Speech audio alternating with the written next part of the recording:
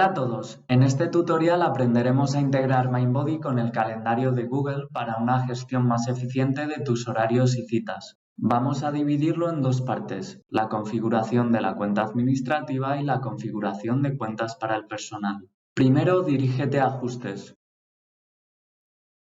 Luego haz clic en Más. Y finalmente en Opciones Generales y Configuración. Selecciona la opción para ampliar la sección Ajustes del sistema. Junto a Integración con el calendario de Google, que es el número 6, haz clic en el enlace Activar la sincronización con el calendario de Google. Será redirigido a la página de acceso de Google e inicia sesión en la cuenta que deseas sincronizar con Mindbody.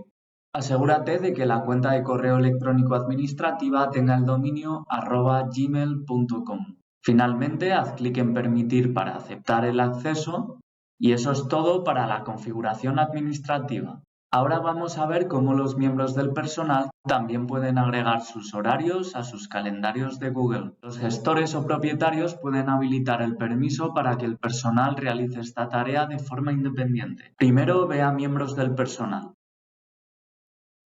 Luego, haz clic en el nombre del empleado para ir a su perfil.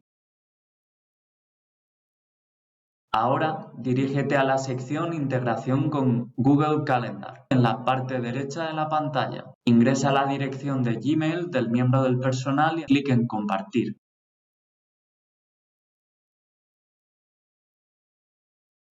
Luego recibirán un mensaje confirmando que la sincronización se ha realizado correctamente.